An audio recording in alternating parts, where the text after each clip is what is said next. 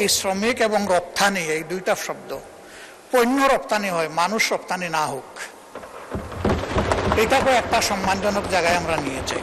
তারা কাঁদে কিন্তু অপোজিটে চোখের পানি দেখায় না, চোখের পানি লুকিয়ে কাঁদে, ভিডিও কলে কথা বলে, আর্টিফিশিয়াল হাসি দেয়। অনেকের সাথে এরকম কথা হয়েছে। আমি জিজ্ঞেস করি, তোমাদের এই বুবা কান্নার খবর কি তোমাদের আপনজন জানে? কয় আস্তাগফিরুল্লাহ। আমার বিনয়ী অনুরোধ, এই ভাই বোনগুলোকে যেন আমরা টাকার মেশিন হিসাবে না দেখি। আমি এটা বলছি না যে তারা না হলে আমাদের দেশ চলবে না, তবে আমি এটা জোর দিয়েই বলছি, তারা হলে এই দেশটা আরো ভালো চলবে।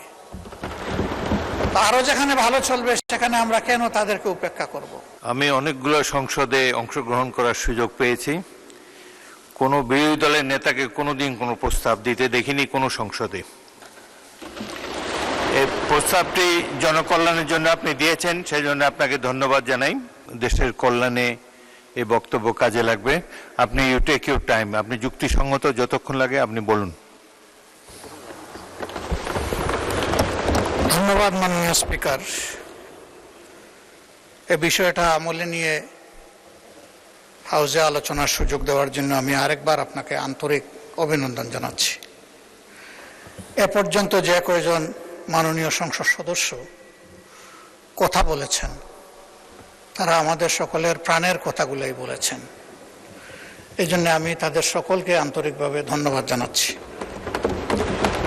বিশেষ করে মনিরুল হক চৌধুরী সাহেব যারা বক্তব্য রেখেছেন তাদের সবার উনি বয়োজ্যেষ্ঠ, কিন্তু ওনার কথার মধ্যে গরম এবং নরম প্রচুর রস ছিল। তিনি তার রসের মধ্যে আলোচনাটাকে হারিয়ে ফেলেননি, বরঞ্চ রস দিয়ে ফুটিয়ে তুলেছেন। এটা তার আর্ট, এই জন্য তাকে বিশেষভাবে আমি ধন্যবাদ জানাচ্ছি। আমরা সবসময় বলে থাকি যে পজিশন অপোজিশন মিলেই তো হাউস পূর্ণ হবে, আর এই হাউসের প্রতি সারা দেশবাসীর প্রত্যাশা। আমরা আজকে যাদের কথা বলছি তারা আমাদের কারো না কারো ভাই, কারো পিতা, কারো সন্তান, কারো আপন আত্মার আত্মীয়।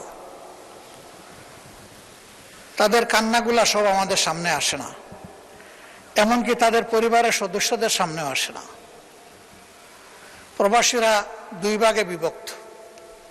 একটা অংশ যারা কার্যত রুজি রোজগারের জন্যই পা বাড়ান,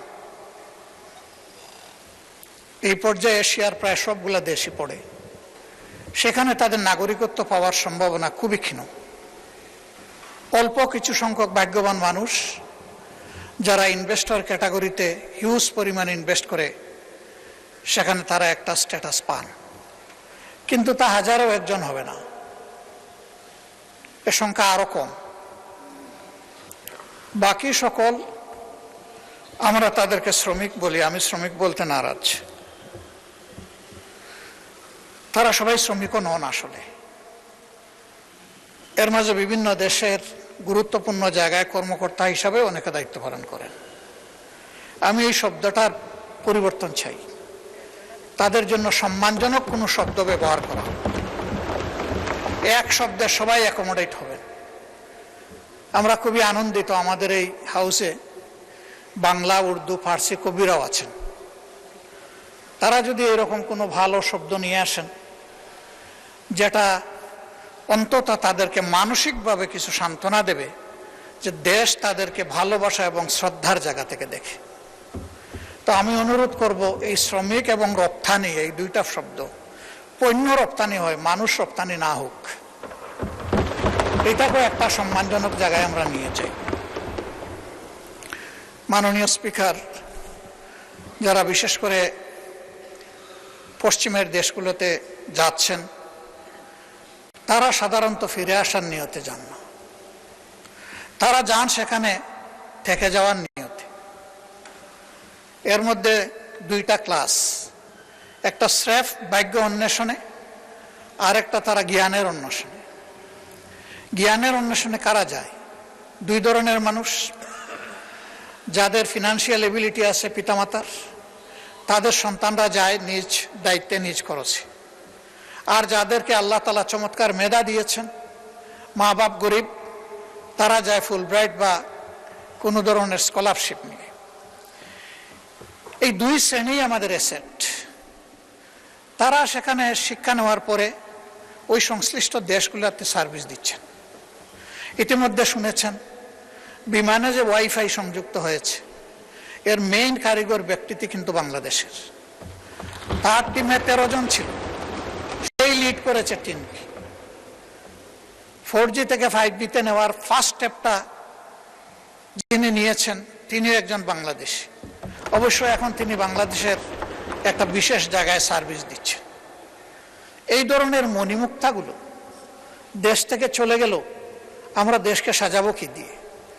এই জন্য আমি ফিল করি আমাদের ফিনান্সিয়াল রিমিটেন্স তো অবশ্যই লাগবে দেশের অর্থনীতির চাকা চালু রাখার জন্য, কিন্তু তার চাইতে কম ইম্পর্টেন্স নয়, আমাদের এখন প্রয়োজন ইন্টেলেকচুয়াল রিমিটেন্স। দুনিয়ার বিভিন্ন উদীয়মান শক্তি এবং দেশ তাদের তরুণ যুবক যুবতীদেরকে ইনসেন্টিভাইজ করেছে, তাদেরকে মূল্যায়ন করেছে, সসম্মানে তাদেরকে দেশে ফিরিয়ে এনেছে। উদাহরণস্বরূপ বলতে পারি পাশের দেশ ভারত। একসময় তাদের দেশে সেই রকম স্কিল হ্যান্ড কোনো কার্ডিয়াক সার্জন ছিল না। তারা দেবী শেট্টিকে, তাদের মুক্তাকে তাদের দেশে ফিরিয়ে এনেছে এবং তাকে বলেছে তুমি কি চাও? সে বলেছে আমি টাকা পয়সা চাই না, আমি একটু সম্মান চাই, আর আমার কাজের জন্য আমি একটা কমফোর্ট জোন চাই। বিদেশে যাদের সাথে কথা হয়েছে, আমাদের সেই মণিমুক্তাগুলো একই কথা বলে যে আমরা একটু সম্মান চাই এবং একটা কমফোর্ট জোন চাই, যাতে কোনো ধরনের অযাচিত হস্তক্ষেপ ছাড়া আমি আমার মেধার স্ফুরণ এবং বিকাশ ঘটাতে পারি। আমি মাননীয় প্রধানমন্ত্রী থাকলে কৃত হতাম, ভালো লাগতো কথাগুলা সরাসরি তিনি শুনতেন। নিশ্চয়ই কেউ না কেউ তাকে এগুলা কনভে করবেন বলে আমি আশা করি। আমি অনুরোধ করব যে তিনি এই বিষয়টার প্রতি অবশ্যই গুরুত্ব দেবেন। আমাদের ফিনান্সিয়াল রিমিটেন্সের পাশাপাশি তিনি যেন ইন্টেলেকচুয়াল রিমিটেন্সটাকে গুরুত্ব দেন। তাহলে সমাজের বহু জায়গায় আমরা নূতনত্ব খুঁজে পাব এবং তাদের মেধা এই জাতিকে সকলের সাথে একত্রিত হয়ে সামনে এগিয়ে নেবে। আমি এটা বলছি না যে তারা না হলে আমাদের দেশ চলবে না, তবে আমি এটা জোর দিয়েই বলছি তারা হলে এই দেশটা আরো ভালো চলবে। আরো যেখানে ভালো চলবে সেখানে আমরা কেন তাদেরকে উপেক্ষা করব? এই লোকদের আরো কিছু বঞ্চনা আছে। তারা সাধারণত মারা গেলে এদেশে এখন আর ফিরে আসে না। এক সময় 2 দিন, 5 দিন, 7 দিন, 13 দিন, 15 দিন পরে তাদের লাশ ফেরত আসতো। এখন সবাই বুঝেছে যে এই কাজটা সঠিক নয়, বরঞ্চ তাদের ফ্যামিলি নিয়ে যে দেশে তারা থাকেন এখন তারা চেষ্টা করেন লাশটা যেন ওখানেই দাফন হয়েছে। তাদের এখানে আমাদের কাছে এইরকম কোনো চাহিদা নেই যে আমাদের লাশটা বিদেশে নিয়ে যান, কিন্তু তারা জীবন্ত যখন আসে তখন লাশের চাইতে খারাপ পরিণতি কোনো কোনো ক্ষেত্রে তাদেরকে ভোগ করতে হয়। আমরা তাদের প্রতি কৃতজ্ঞতা দেখাতে পারি না, এমনকি কারো কারো আপনজন, আপন ভাই তাকে তার প্রপার্টি থেকে ডিপ্রাইভ করে, বিভিন্ন ধরনের আইনের জটিলতায় ফেলে দেয়, মিথ্যা মামলা দিয়ে হয়রানি করে। আর পাশের বাড়ির লোকেরা তো আছে, সেখানে যদি পরিচিত আগে থেকেই বিরাজমান কোনো শত্রুতা থাকে সেটা আবার আগুনের মধ্যে ঘিল ঢেলে দেয়। এই সমস্ত জটিলতায় তারা যখন পরে আইনের আশ্রয় নেন, তখন যেখানে গিয়ে তারা সাশ্রয়টা চান, শান্তিটা খুঁজে পেতে চান, ওখানে গিয়ে আরেক তারা হয়রানির মুখোমুখি হন। ওখানে যাওয়া মাত্রই তাদের কাছে বিরাট অঙ্কের একটা কিছু চেয়ে বসা হয়, কারণ মনে করে এই লোকগুলা টাকার মেশিন, চাইলেই পাওয়া যাবে। আমি চাইবো না কেন? যদি কেউ টাকা দিতে পারলো তো হয়তো তার কিছু কাজ হলো, যদি দিতে পারলো না তাহলে চোখের পানি মুছে মুছে আবার দেশ থেকে তাকে বিদায় নিতে হলো। তাদের এই কান্নাগুলো আছে। জমি ট্রান্সফারের ব্যাপারে কিছু জটিলতা নতুন করে তৈরি করে গেছে প্রিভিয়াস ফেসিবাদী সরকার। আমি বর্তমান সরকারকে বিনয়ের সাথে অনুরোধ করব, সেই বিষয়গুলো দেখা দরকার, কগনিজেন্সে নেওয়া দরকার। মাননীয় আইনমন্ত্রী আছেন, যেখানে যেটুকু এটাকে ডিফিউজ করা যায়, ইজি করা যায়, রিলিজ করা যায়, সেটা অবশ্যই করা উচিত। কারণ আমরা তাদেরকে বাদ দিয়ে আমরা নই, তাদের সহই তো আমরা। আর এশিয়াতে যারা আছেন তাদের কান্নাটা অন্যরকম। তাদের ব্যাপারে অনেকেই কথা বলে গেছেন, আমি কথাগুলো রিপিট করব না, যেহেতু তারা অলরেডি বলে ফেলেছে। তারা কাঁদে, কিন্তু আপজকে চোখের পানি দেখায় না, চোখের পানি লুকিয়ে কাঁদে। ভিডিও কলে কথা বলে আর্টিফিশিয়াল হাসি দেয়। অনেকের সাথে এরকম কথা হয়েছে। আমি জিজ্ঞেস করি, তোমাদের এই বুবা কান্নার খবর কি তোমাদের আপনজন জানে? কয় আস্তাগফিরুল্লাহ, এগুলা জানানো যাবে না। আমরা কষ্টে আছি, ওদেরকে কষ্টে ফেলতে চাই না। ওরা বুঝুক যে আমরা ভালো আছি, তাহলে আমাদের কষ্ট আমরা কিছুটা ভুলে থাকতে পারবো। এখানেও কাঁদবো, ওখানেও কাঁদবে, এ তো হয় না। এরা কত মহৎ, নিজের কান্না বুকে চেপে আপনজনকে ভালো রাখে, দেশকে ভালো রাখে। এই লোকগুলোকে আমরা কি আসলে আপনজন হিসেবে নিতে পেরেছি? আমি দেখি না, কষ্ট লাগে। আমরা কি একটু তাদেরকে আপনজনের চাদর দিয়ে জড়াই ধরতে পারি না? মাননীয় স্পিকার, কেউ মরার জন্য বিদেশে যায় না। আমাদের এই ভাই এবং বোনেরা যায়, দুটা পয়সা রুজি করে পরিবারকে দিবে, দেশকে সাপোর্ট করবে, তারপরে দেশে চলে আসবে। কিন্তু আল্লাহ তাআলা কার মৌতের ফয়সালা কোথায় করে রেখেছেন আমরা কেউ জানি না। তারা যখন কেউ মারা যায়, তখন তাদের লাশটা নিয়ে টানাটানি হয়। আপনজনরা চায় শেষবারের মতো অন্তত মুখটা দিই। এ লাশ আসবে কিভাবে? সে তো রক্ত পানি করা, ঘাম জড়ানো, যা রুজি করেছিল সবটাই পাঠিয়ে দিয়েছে। আমিও তাদের দুই একটা মেসে যাওয়ার সুযোগ নিয়েছি ইচ্ছা করে। চিন্তা করা যায় না সেই লোকগুলো এখানে থাকে কিভাবে, খায় কি, ঘুমায় কিভাবে।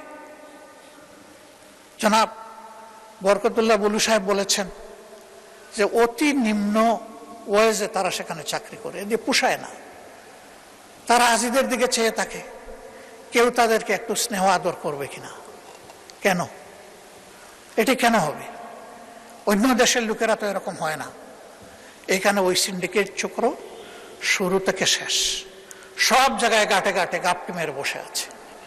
এই লোকগুলার রক্ত বিক্রি করে ওরা ওদের সাথে উপহাস করে, ওদের বিজনেস করে। এই সব জায়গা অবশ্যই চিহ্নিত করতে হবে এবং এদেরকে আইনের আওতায় এনে 10 জনকেও যদি শাস্তি দেওয়া হয়, আমি বিশ্বাস করি ওদের সবগুলার গায়ের লোম কাড়া হয়ে যাবে।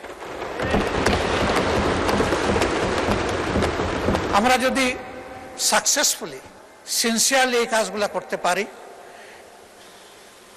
এই সরকারের ক্রেডিট যে এই দলের যিনি জন্মদাতা ছিলেন, এই দরজা, এই জানালা তিনি খুলেছিলেন। তাদের আমলে এসে যদি আমাদের প্রবাসী ভাই বোনদের বঞ্চনা দূর হয়, তাহলে তাদের নামটি ওদের হৃদয়ে সোনার অক্ষরে লেখা হয়ে যাবে।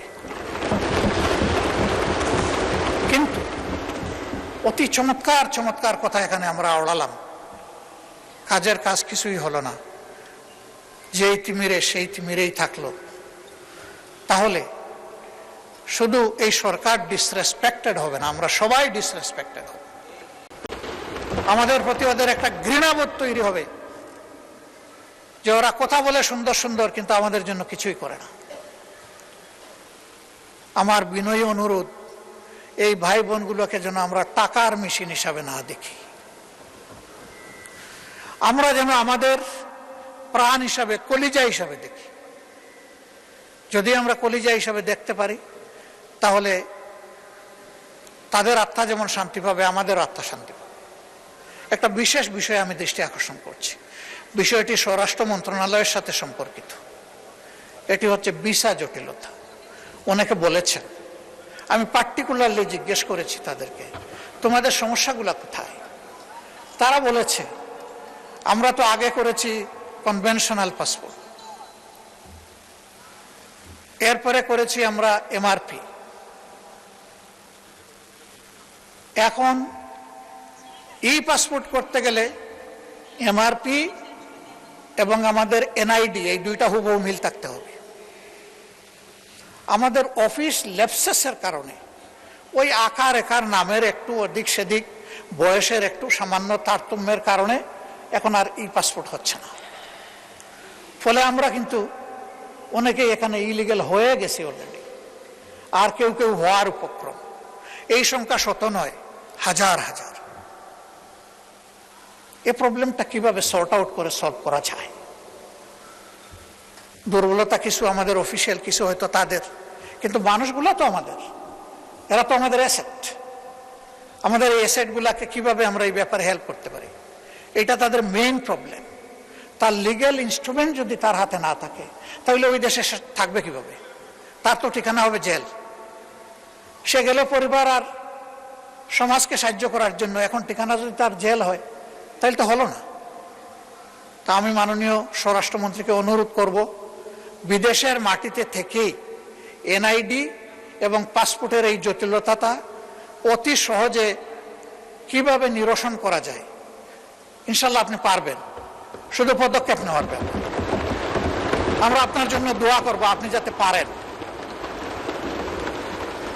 আর লাশগুলা হয়ে যাওয়ার পরে আমি আল্লাহর নামে দুহাই দিয়ে বলবো, একদিনের জন্য যেন সেই লাশ নিয়ে কোনো টানা হেঁচড়া না হয়। আমরা বেঁচে থাকলে, এই দেশ বেঁচে থাকলে সসম্মানে আমাদের কাঁধের উপর করে যেন সেই লাশগুলা দেশে নিয়ে আসা হয়। এরপরে দূতাবাসের ব্যাপারে যে কথাগুলো বলেছেন, আমি সবগুলোর সাথে সম্পূর্ণ একমত।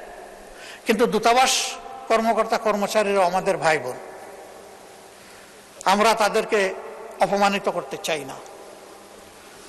সরকারের উচিত তাদেরকে প্রপার ওরিয়েন্টেশন দেওয়া। এবং এখানে যে একটা চমৎকার প্রস্তাব এসেছে যে একটা সংসদীয় টাস্ক ফোর্স হতে পারে, দুনিয়ার ভালনারেবল যে সমস্ত কান্ট্রি যেখানে আমাদের সমস্যাগুলো বেশি, এই টাস্ক ফোর্স মাঝে মাঝে ফিজিক্যালি সেগুলো ভিজিট করবে, করে তাদের কথা নিজ কানে শুনবে। সেখানে দূতাবাসের আমাদের কর্মকর্তা কর্মচারীরাও থাকবেন। এই সব কিছু মিলে আমরা যদি একটা টোটাল প্যাকেজের দিকে যাই, তাহলে আমি রিমিটেন্স বাড়ার উদ্দেশ্যে বলছি না, আমি বলছি মানবতাকে সম্মান করার উদ্দেশ্যে আমরা এই কাজগুলা করলে আমি বিশ্বাস করি এই রিমিটেন্স দ্বিগুণ তিগুণ বেড়ে যাবে ইনশাআল্লাহ। দেশ এবং জাতি বেনিফিটেড হবে, তারা বেনিফিটেড হবে, সম্মানিত বোধ হবে। আমরা যেহেতু তাদেরকে যোদ্ধা বলছি, আমরা যেন মেহরবানি করে তাদেরকে বীরের সম্মানটুকু দিই। আমার যোদ্ধা আমার বীর, কাজেই তারা যেন বীরের সম্মান পায়। সেইটা কিভাবে পাবে, সরকার এটা ফর্মুলেট করুক। আমাদের কোনো সহযোগিতা চাইলে আমরা হোল হার্টেডলি করবো ইনশাল্লাহ। আজকের এই আলোচনাটা আমাদের কোনো বিতর্ক ছিল না, এই আলোচনা ছিল আমাদের হৃদয়ের কিছু আকুতি। আমি বিশ্বাস করি সবাই সেই জায়গা থেকেই কথা বলেছেন। মাননীয় স্পিকার আমাকে সুযোগ দেওয়ার জন্যে এবং এই আলোচনাটা আজকের হাউসে আনার জন্য আমি বিশেষভাবে আপনাকে ধন্যবাদ জানাচ্ছি। এই আলোচনা সার্থকতা পাওক, ইতারে এটা হারিয়ে না যাক, এই জন্যে এই ব্যাপারে আপনার জায়গা থেকে আপনি বিশেষ উদ্যোগ নেবেন, এই প্রত্যাশা ব্যক্ত করে আমার কথা এখানেই শেষ করছি। আল্লাহ হাফিজ, বাংলাদেশ জিন্দাবাদ। আসসালামু আলাইকুম। ধন্যবাদ মাননীয় বিরোধী দলের নেতা। আমি অনেকগুলো সংসদে অংশগ্রহণ করার সুযোগ পেয়েছি, কোনো বিরোধী দলের নেতাকে কোনোদিন কোনো প্রস্তাব দিতে দেখিনি কোনো সংসদে। এই প্রস্তাবটি জনকল্যাণের জন্য আপনি দিয়েছেন, সেই জন্য আপনাকে ধন্যবাদ জানাই।